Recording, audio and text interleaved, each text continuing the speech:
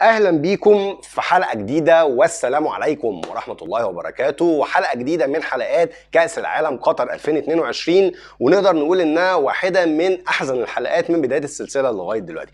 هزيمه منتخب قطر بنتيجه 3-1 قدام المنتخب السنغالي، وعمليا قطر تودع بطوله كاس العالم على ارضها وسط جمهورها، والمباراه القادمه بالنسبه لهم هتكون قدام المنتخب الهولندي، وهتكون مباراه تحصيل حاصل، ونتمنى ان شاء الله ان المنتخب القطري يظهر فيها بشكل افضل من اللي ظهر في مباراه النهارده. وبصراحه يعني هي حلقه النهارده ما اقدرش اخفيكم ان كان فيها مشاعر سلبيه كتيره جدا، لاني كنت بشجع منتخب قطر كانه منتخب مصر النهارده. عشان كده كان في حاجات كتيره جدا هنتكلم عنها كانت مخلياني بتفرج على المباراه وانا متضايق جدا. لكن عموما في البدايه وكالمعتاد استاذنكم لا تنسوا الدعاء للوالد بالرحمه والمغفره رحمه الله عليه هو وكل امواتنا جميعا. بتشوفونا لاول مره على اليوتيوب اشتركوا في القناه، بتتابعونا على الفيسبوك اعملوا لايك وفولو للبيج، ونبدا قد اي حاجه ونقول بسم الله ونزيد النبي صلاه. ويمكن اكتر حاجه سلبيه هنتكلم عنها او هتتاثر بيها البطوله خلال الفتره القادمه هي خروج البلد المنظم. مفيش بطوله كاس عالم خرج فيها البلد المنظم، يمكن هي مره وحيده في بطوله كاس العالم، لكن انا بتكلم يعني على مستوى البطولات القاريه، الا وكان خروج البلد المنظم فيها مؤثر بشكل كبير جدا على نقطه الزخم الجماهيري اللي موجود في البطوله.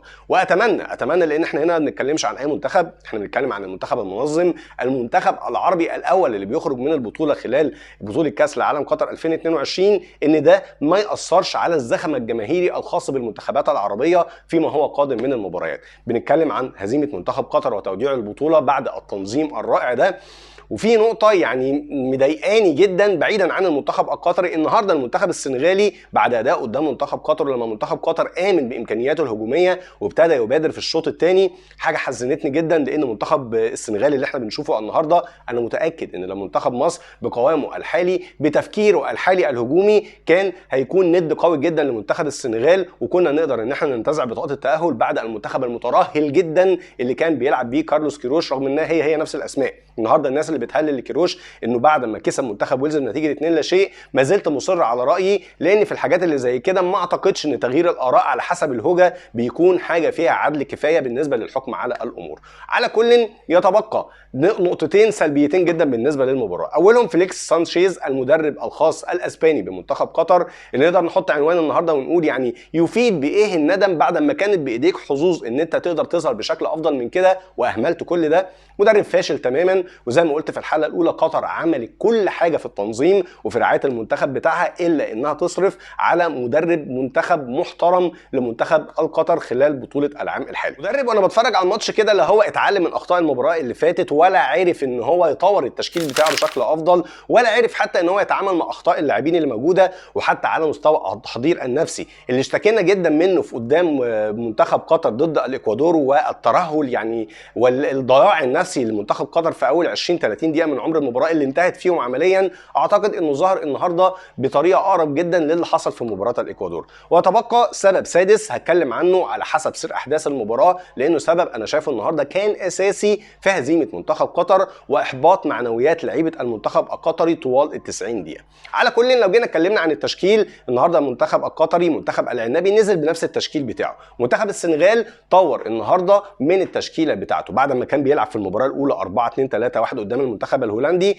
طبعا مع زياده يعني النوايا الهجوميه بالنسبه للمدير الفني للمنتخب السنغالي، طور الخطه ل 4-4-2 وبقى يلعب باثنين مهاجمين، بوليديا واللاعب الثاني ديديهو، وكانوا النهارده خطيرين جدا على مرمى المنتخب القطري طوال احداث المباراه.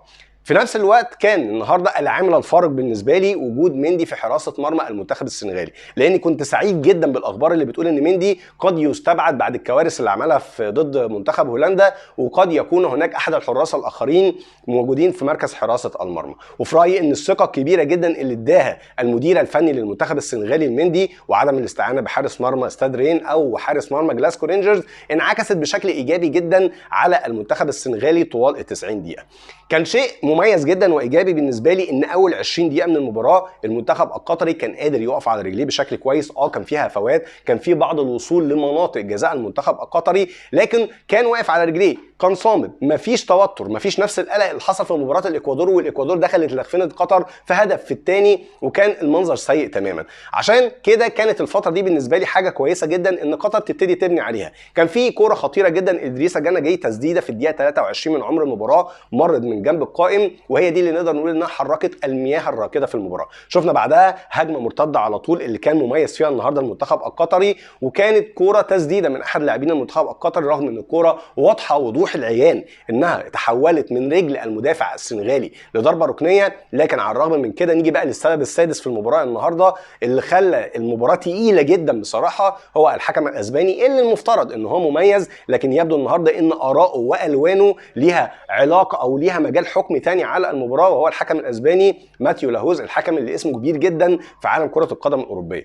النهارده لاهوز فرق مع المنتخب القطري مش بس في الكور اللي هي ما تؤثرش في احداث المباراه زي كره تماس، ضربه ركنيه، لا شفناه على طول بعدها ب10 دقائق من عمر الماتش بضربه جزاء واضحه وصريحه للمنتخب القطري لصالح اكرم عفيف، يعني اعاقه واضحه جدا للاعب اللي ما كانش عنده اي نيه من نوايا ان هو يسقط او يدعي السقوط عشان يحصل على ضربه جزاء. وعلى الرغم من كده قد هنفترض مع بعض ان الحاله ممكن تكون صعبه، لكن هو الفار اتعمل لمثل هذه الحالات. الكوره من بعد ما اكرم عفيف وقع على طول الحكم لا قرر ان هو حتى يراجع نفسه في القرار بتاعه، ولا انتظر غرفه الفار اللي ما عملتش تشيك فار من الاساس. وبالتالي البعض يقول لك طب ما هو الحكم غرفه الفار ما استدعتوش، لكن هو الحاله كلها بالكامل كانت خطا سواء من الحكم او من غرفه الفار. وبصراحه كنت متخوف جدا من اللقطه دي لسببين، لكن تعالوا اولا نتفرج على اللقطه بالفيديو عشان نؤكد انها ازاي كانت ضربه جزاء صارخه بأتم معنى الكلمه تم تجاهلها، ويا ريت للاسف ان ده كان القرار السلبي الوحيد. لو تلاحظوا هنا في لقطه ضربه الجزاء الغير محتسبه، اكرم عفيف هو منطلق بالكوره، عينه على الكوره، مش مركز اصلا مع المدافع اللي جاي في ظهره،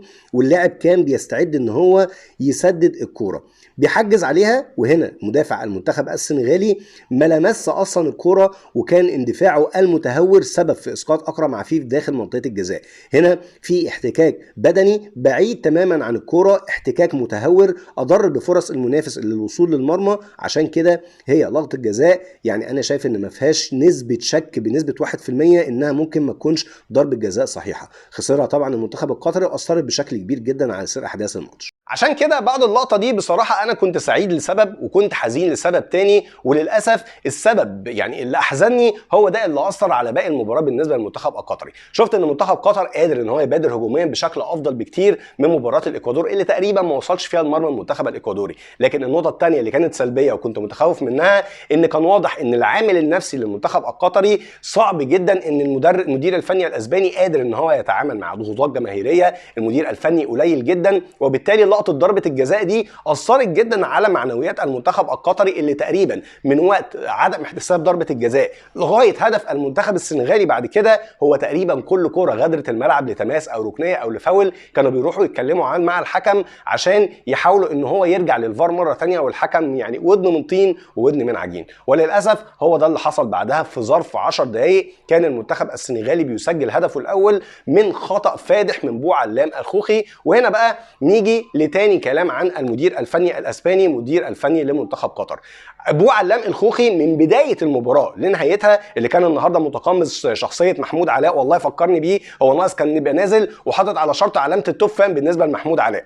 النهارده من بدايه الماتش الراجل اخطاء كارثيه بأتم معنى الكلمه، تمركزات سيئه جدا، تشتيت سيء لدرجه ان قبل الكوره دي مفيش قبلها ب5 دقائق كان بيشتت الكوره وكانت هترد في مرمى المنتخب القطري، كان هيسجل هدف عكسي. وعلى الرغم من كده الراجل موجود، ورغم ان الكوره كانت سهله جدا اللي تسبب فيها في هدف، لكن قام بيتحجج بعد الهدف ان هو ما كانش شايف الكوره، رغم ان الكوره ما كانتش قريبه للدرجه الكافيه انها تلخبطه بالشكل ده. تعالوا نتفرج على اللقطه كده ونكمل كلامنا عن المدير الفني السيء جدا. قصة هدف الأول بالنسبة للمنتخب السنغالي تمريرة عادية تماما عدت من أحد مدافعين المنتخب القطري، لكن تقدروا تشوفوا فرق المساحة الكبير جدا ما بين اللاعب اللي حاول يعترض الكرة في البداية وما بين بوعلام الخوخي المدافع المهزوز جدا وأسوأ من كان في المباراة.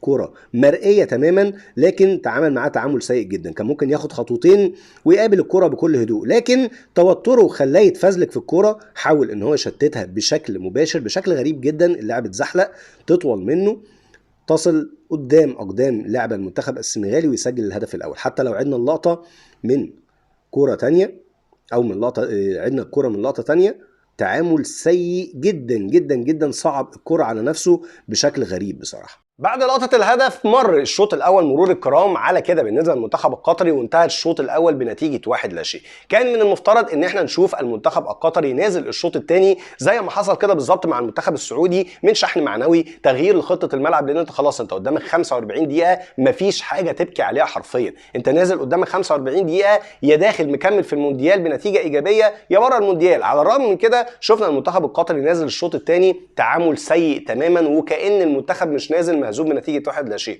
عشان كده كان طبيعي جدا ان منتخب السنغال بعد اقل من 7 دقائق من بدايه الشوط الثاني يسجل الهدف الثاني ليه، وتصبح النتيجه نتيجه 2-0.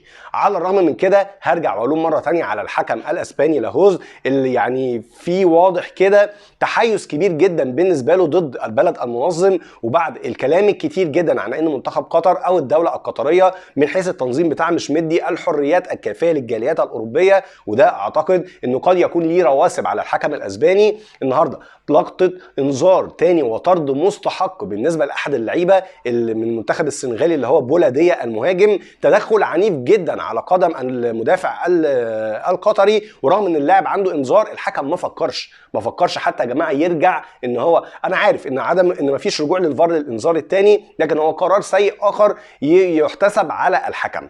كان من المميز ان منتخب قطر بعد كده قدر ان هو يتعامل بشكل كويس هجوميا. اخيرا فيليكس سانشيز حس ان هو لازم يعمل حاجه في المباراه، ابتدى يحرر الاجنحه اكتر بعد ما كان بيلعب بخطه 5-3-2. ابتدت الخطه تكون في الحاله الهجوميه ل 3-5-2، ويمكن كمان كانت الاجنحه بتزيد هجوميا اكتر من كده. شفنا العديد من الفرص اللي للاسف كان موجود فيها مندي في الوقت المناسب. مندي النهارده كان نجم المباراه بلا منازع. تصدي اول من المعز علي كان تصدي خرافي بأتم معنى الكلمه، يمكن واحده من افضل التصديات في البطوله لغايه دلوقتي. ويمكن اللي شايف الكره انها كانت بطيئه شويه، لا، الكرة لما تعادت من الزاوية اللي في ظهر المعز علي لعبها سكرو ممتازة جدا، لكن مندي بصراحة تصدي ولا أروع. صد بعدها كرة تانية من تسديدة ممتازة جدا، لكن وجود مندي في التوقيت ده تحديدا مع المنتخب السنغالي وعدم تقليص النتيجة بشكل أكبر من كده ساعد إن ده يدي ثقة أكتر للمنتخب السنغالي ويسجل الهدف الثالث، وتنتهي المباراة للأسف بنتيجة 3-1. ما اقدرش اقول في نهايه تعليقي على الماتش غير ان مباراه النهارده بسير احداثها هي نموذج يدرس للمنتخبات العربيه فيما هو قادم من المباريات بتاعتها بعد ما غادر منتخب قطر اول المغادرين لبطوله كاس عالم قطر 2022. لازم تامن بحظوظك، لازم تثق في امكانياتك، لان دي هتفرق كتير جدا ضد المنافسين بتوعك. منتخب قطر كان قادر النهارده حرفيا في ظرف 10 دقائق انه يبدل النتيجه من 2-0 ل 2-2 او 3-2، لكن قدر الله ما شاء فعل. وهارد لك للمنتخب القطري، ويا رب كل التوفيق ان شاء الله لباقي المنتخبات العربيه خلال ما تبقى من دور المجموعات، ونشوف على الاقل منتخبين 3 متاهلين للادوار المقبله. كلنا ندعي ونقول يا رب. وبس، دي كل التحليلات اللي حبينا نذكرها عن المباراه. اتمنى تكونوا استمتعتم بالحلقه. اشوفكم على خير خلال الحلقات المقبله ان شاء الله، وشكرا لكم ودمتم بخير، والسلام عليكم ورحمه الله.